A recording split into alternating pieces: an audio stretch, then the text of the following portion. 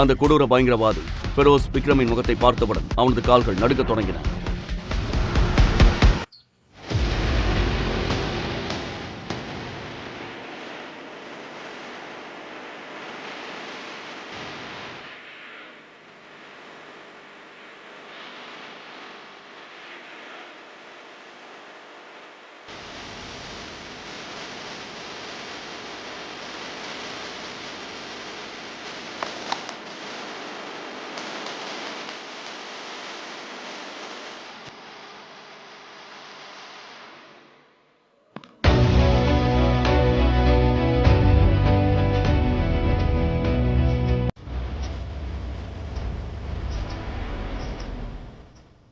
அந்த கொடூரமானவன் விக்ரமின் முகத்தை கண்டதும் அதிர்ந்து போய் தன் துப்பாக்கியை கீழே வைத்து மண்டியிட்டது ஏன்? ஒரு சாதாரண சமையல்காரனிடம் தீவிரவாதிகள் கைகூப்பி நிற்பது ஏன்? ஒரு சமையல்காரனை கண்டதும் மிக பெரும் பயங்கரவாதி நடுங்கியது ஏன்? உன்ன மாதிரி ஆளுங்கெல்லாம் ஸ்பெஷல் கமாண்டோஸ் ஷூவை துடைக்கதா லாய்க்கு. மேடம், ப்ளீஸ் எனக்கு ஒரு சான்ஸ் கொடுங்க ப்ளீஸ். இதை கேட்டதும் கயல் காட்டிற்கு நடுவழியே நின்றார். விக்ரமை பார்த்து அவர் சொன்னார், சரி, நீ ஒரு ஸ்பெஷல் கமாண்டர் ஆகிறதுக்கு உனக்கு சான்ஸ் இருக்கு. ஆனா அதுக்கு என்கிட்ட ஒரு கண்டிஷன் இருக்கு. கயல் தனது நிபந்தனையை விக்ரமிடம் சொன்னபோது விக்ரம் அதிர்ச்சி அடைந்தார். ஆனா இது எப்படி மேடம் நடக்கும்? நீ ஸ்பெஷல் கமாண்டோ ஆகணுமா இல்ல இங்கேயே கிடக்கணுமான்னு யோசிச்சுக்கோ. முடிவு உன் கையில தான் இருக்கு. துப்பாக்கியை எப்படி பிடிக்கணும்னு கூட தெரியலையா? உனக்கு வெக்கமா இல்ல? எனக்கு ட்ரைனிங் எடுக்க சான்ஸே கிடைக்கல. அப்புறம் ஆர்மிக்குள்ள போய் ஈ ஓடிட்டு இருந்தியா?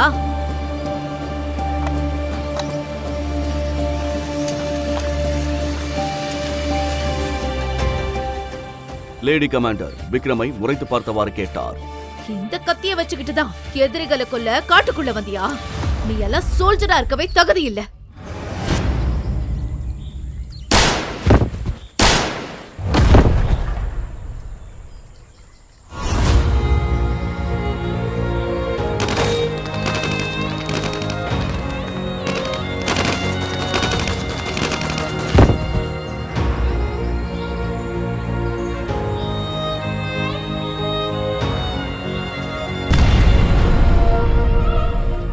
என் ஃப்ரெண்ட்ஸ் எல்லாரையும் கொண்டுட்டாங்க.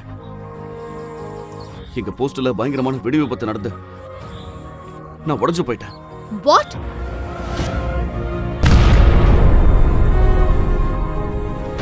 அப்புறம் நீ எப்படி உயிர் தப்பிச்ச? போஸ்ட்ல ரேஷன் தீர்ந்து போச்சு. என்ன ரேஷன் வாங்கிட்டு வர சொல்லி வேற ஒரு போஸ்ட் காமிச்சாங்க. நான் திரும்பி வரதுக்குள்ள ஒரு பெரிய வெடி சத்தத்தோட எல்லாமே முடிஞ்சு போச்சு. எதிரிங்க என் கூட இருந்த எல்லாரையும் கொன்னுட்டாங்க. எல்லாம் சிதறி போச்சு.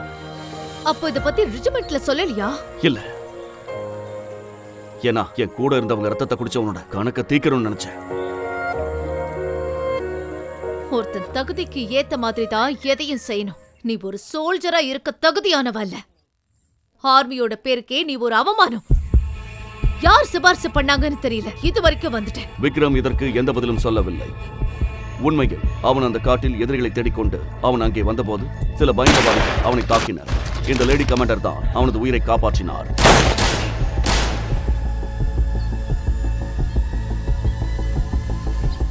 இன்னும் நிறைய எதிரிங்க வரத்துக்குள்ள நாம இங்கிருந்து கிளம்பணும். Let's go. விக்ரம் அந்த லேடி கமாண்டர் கயலுடன் முகாமை நோக்கி திரும்பிச் செல்ல தொடங்கினர்.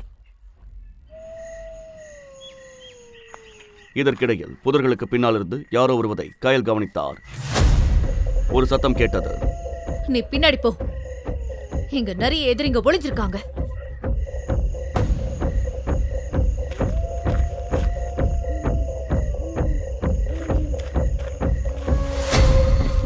இதை கேட்டு விக்ரம் மரத்தின் மேல் ஏறி எதிரிகளை கண்காணிக்க தொடங்கினார்.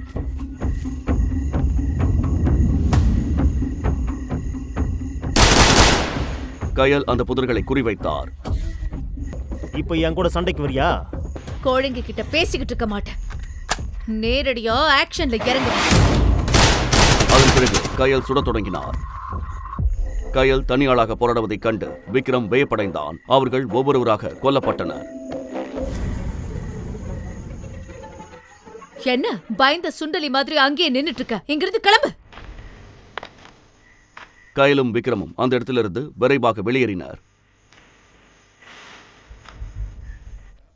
நீங்க யார் மேடம்? நீங்க ஒரு சாதாரண கமாண்டரா இருந்தா இப்படி குறி வச்சிருக்க மாட்டீங்க. நான் கயல், ஒரு சீக்ரெட் ஸ்பெஷல் கமாண்டோ. இந்த மாதிரி ஸ்பெஷல் கமாண்டோஸ் இங்க வரதுக்கு எவ்வளவு ட்ரைனிங் எடுக்கணும்னு தெரியுமா? சின்ன வயசுல இருந்தே ஸ்பெஷல் கமாண்டோ ஆகணுங்கிறது தான் என் கனவு. அதுக்காக என்னால எதையும் செய்ய முடியும். ஒரு எனிமியை கொன்னுட்டு உன்னை நீயே பெரிய ஹீரோன்னு நினைச்சுக்காத. அதன் பிறகு கயலும் விக்ரமும் அருகில் இருந்த முகாமிற்கு சென்றனர். விக்ரம் தனது அறிக்கையை சமர்ப்பித்தார். ஆனால் சிறிது நேரத்திலேயே அந்த முகாமில் அனைவரும் வேக்கும் வண்ணம் ஏதோ ஒன்று நடந்தது. ஹெலிகாப்டரில் இருந்து ராணுவத்தின் மிக உயரிய அதிகாரியான மேஜர் பக்ஷி வந்தார். விக்ரமுடன் இதையெல்லாம் பார்த்த அங்கிருந்த அனைவரும் வாயெடுத்து போயினர். பிறகு மேஜர் கயல் மேஜர் பக்ஷியுடனேயே இருந்தார்.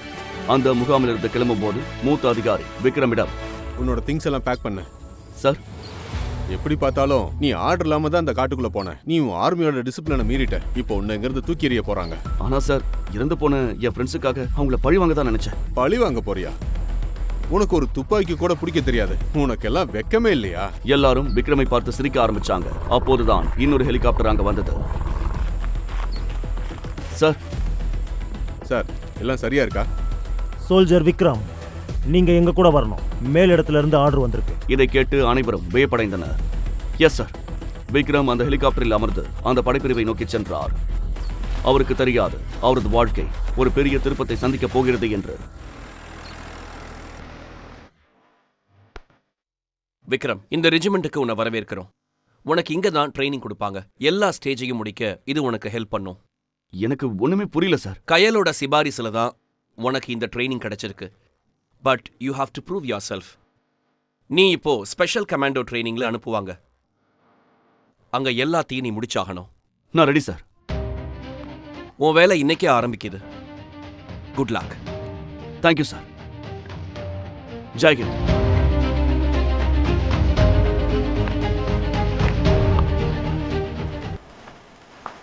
ஜெய்ஹிந்த் சார்.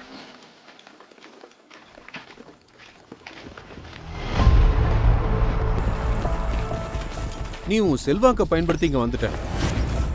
இவங்க எல்லாரும் கஷ்டப்பட்டு உழைச்சு தகுதியோட தான் இந்த ட்ரைனிங்ல ஒரு பார்ட்டா இருக்காங்க. இவங்க எல்லாரும் இந்த கேம்போட பெஸ்ட் கேடட்ஸ். எவ்வளவு போட்டி போட்டு வந்திருக்காங்க தெரியுமா? சிபார்ஸ்ல வந்தவனுங்க இவங்களுக்கு சமமா நின்னா உன்னை நினைச்சா எனக்கு அவ்வளோ கோவம் வருது. இவங்களுக்கான கோர்ஸ் திரும்ப முதல்ல இருந்து ஆரம்பிக்காது.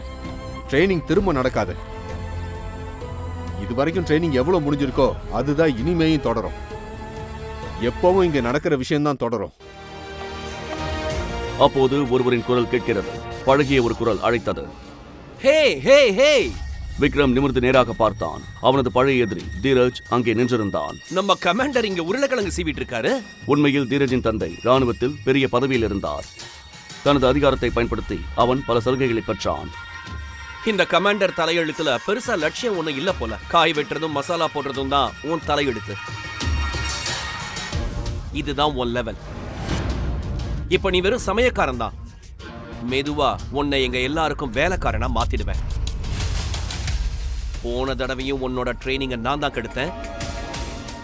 இந்த வாட்டியும் அதே தான் நடக்கும். ஒரு நாள் அவன் விக்ரமை தனது காலணிகளை சுத்தம் செய்ய சொன்னான். விக்ரம் அதற்கு மறுப்பு தெரிவித்த போது அவன் விக்ரமை கொல்லவே முயன்றான். அவன் தன் தந்தையிடம் கூறி அவனது போஸ்டிங்கை மாற்றினான். பயிற்சி ஏதுமின்றி ஒரு காட்டுப்பகுதி முகாமிற்கு மாற்றப்பட்டான். நாட்கள் இவ்வாறு கழிந்தன. விக்ரம் அங்கே ஒரு உதவியாளராகவே இருந்தார். ஒரு நாள் காலை அங்கிருந்த கமாண்டர் அவருக்கு உத்தரவிட்டார். ஹலோ சார், இன்னைக்கு ஒரு பெரிய ஆபீசர் இங்க ட்ரைனிங்காக வந்திருக்காரு. சாப்பாடு சூப்பரா இருக்கணும். அண்டர்ஸ்டாண்ட்? Yes sir.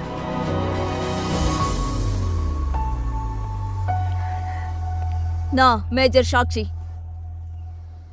இன்னைக்கு தான் உங்களுக்கு ரொம்ப பெரிய டெஸ்ட் இருக்கு. Are you ready cadets? இதற்கிடையில் விக்ரம் ஒரு தட்டு நிறைய உணவை மேசையின் மீது வைத்தார். இதைக் கண்டு சாக்ஷியின் ரத்தம் கொதித்தது. சோல்ஜர், இங்க வாங்க. ட்ரைனிங் டைம்ல நீ சமையல் பண்ணிட்டு இருக்க. இன்னைக்கு பெரிய ஷெஃப் ஆயிட்டியா? மேடம், இவன் தான் இங்க இருக்கிறதுலயே இன்டிசிப்ளின் அண்ட் ஒர்த்லெஸ் கேடட். இவனுக்கு பயிற்சி பண்றதுனாலே அலர்ஜி. இவன் எப்பவும் கிச்சன்ல ரொட்டி சுட்டுக்கிட்டு தான் இருப்பான். உனக்கெல்லாம் வெக்கமா இல்ல?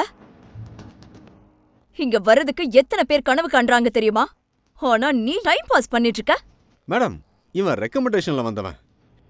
இவனால ஒரு புண்ணியமும் இல்ல. நான் என்ன உனக்கு நல்ல நேரம் பார்த்து சொல்லணுமா? போ, கிரவுண்டுக்கு போய் பிராக்டிஸ்க்கு நில்ல. கோ. கோ. அவனும் மைதானத்திற்கு சென்று கேடட்களுடன் நின்றான். இதை பார்த்த அனைவரும் விக்ரமை பார்த்து ரகசியமாக சிரித்தனர். கேடட்ஸ், இன்னைக்குதான் உங்களுக்கு பெரிய டெஸ்ட். பல வருஷங்களா இந்த டெஸ்ட்ல யாரும் பாஸ் பண்ணதே இல்ல.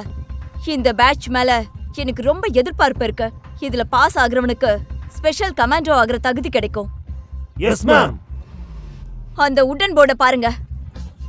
நடுவுல ஒரு கருப்பு புள்ளி இருக்கு. நீங்க அந்த பிளாக் டாட்டை தான் குறி வைக்கணும். யாரு கரெக்டா குறி வைக்கிறாங்களோ அவங்க தான் டெஸ்ட்ல பாஸ் பண்ணுவாங்க.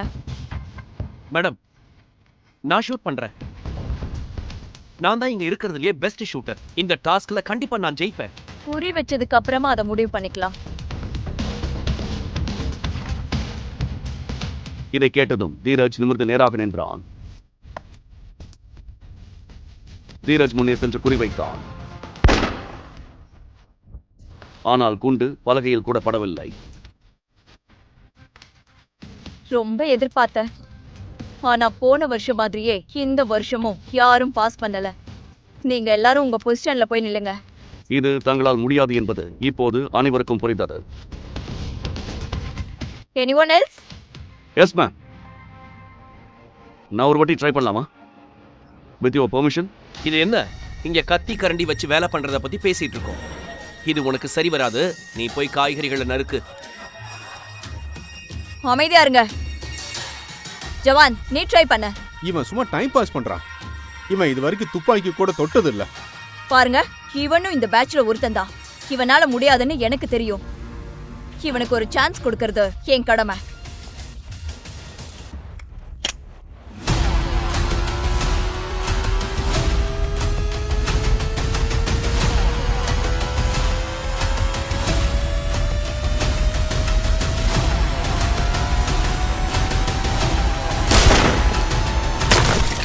Thank you ma'am. விக்ரம் குறிவைத்த உடனேயே அனைவரும் தங்கள் சுயநினைவை இழந்தது போல நின்றனர். விக்ரமின் இலக்கை கண்டு தீரஜ் வாயடைத்து போனான். குண்டு சரியாக அந்த புள்ளியை தாக்கியது. மேஜர் சாக்ஷியும் தளபதியும் கூட அதிர்ச்சியில் உறைந்தனர். ஒரு சமையல்காரனால இது எப்படி முடிஞ்சது? நீ இது வரைக்கும் துப்பாக்கியை கூட கையில் எடுக்கல. அப்புறம் எப்படி உன்னால இவ்வளவு அக்யூரேட்டா குறி வைக்க முடிஞ்சது? உன்னோட உண்மையான முகம் என்ன? எங்க கிட்ட இருந்து எதை மறைக்கிற? Tell me.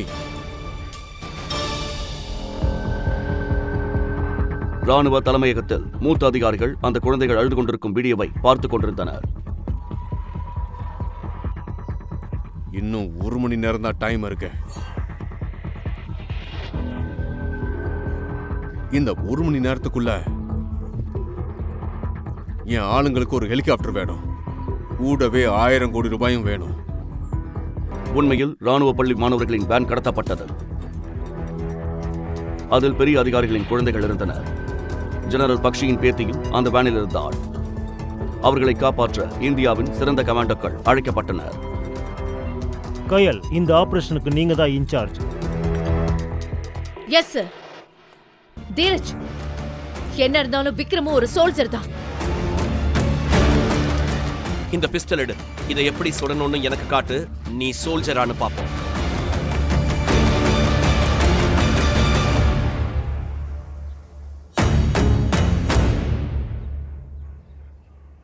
தீரஜ் தனது துப்பாக்கியை விக்ரமை நோக்கி நீட்டுகிறான். அவன் வெட்கத்தில் தலைகுனிந்து நின்றான். ஏனெனில் அவனுக்கு துப்பாக்கியை பயன்படுத்த தெரியாது. தீரஜ் அவனை துப்பாக்கி பயிற்சி பெற அனுமதிக்கவில்லை. இப்போ நீங்களே பார்த்துட்டீங்கல்ல, இவன் எதுக்குமே லாய்க்கு இல்ல. இன்னும் இவனை கூட்டிட்டு போகணும்னு சொன்னீங்கன்னா இவன் சாமானையும் பணத்தையும் தூக்கதான் வரணும்.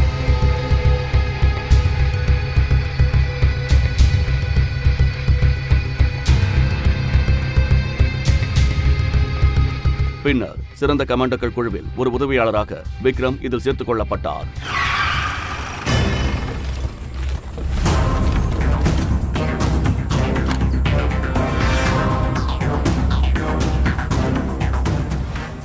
அனைத்து ஸ்னைப்பர் கமாண்டோக்களும் அவர்களை துப்பாக்கி முனையில் நிறுத்தினர். லெப்டினன்ட் தீரஜ் கத்தினார். வாட்ட முடிஞ்சது ஃபெரோஸ். நீங்க எல்லாரும் எங்க ஸ்னைப்பர்ஸோட டார்கெட்ல இருக்கீங்க. உங்க தலை கொஞ்சமாவது அசைஞ்சா கூட அது தர்பூசணி மாதிரி சதறிடும். உயிரோட இருக்கணும்னா சரணடைஞ்சிருங்க. ஏய், அங்கேயே நில்லுங்க. இந்த ரோட்ல நான் பாம்பு வச்சிருக்கேன். இந்த பஸ்லயும் தான். யாராவது ஒரு அடி முன்னாடி எடுத்து வச்சா எல்லாம் முடிஞ்சது. இதை அழுத்தினா எல்லாம் வெடிச்சு செதறிடும். பின்னாடியே நில்லுங்க. இதை கேட்டு கமாண்டோக்கள் காலடியில் பூமி நழுவது போல இருந்தது. Yes sir, I'm on it. Okay sir, show me.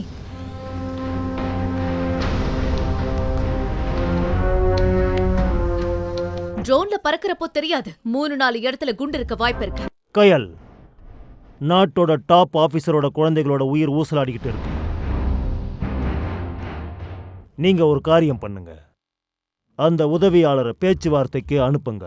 Okay sir, I'm on it. இங்க பாரு, உனக்கு ஒரு சான்ஸ் வேணும்னு கேட்டல, இப்போ கிடைச்சிருக்கு. உள்ள போய் அங்க என்ன நடக்குதுன்னு பாரு. It's your time.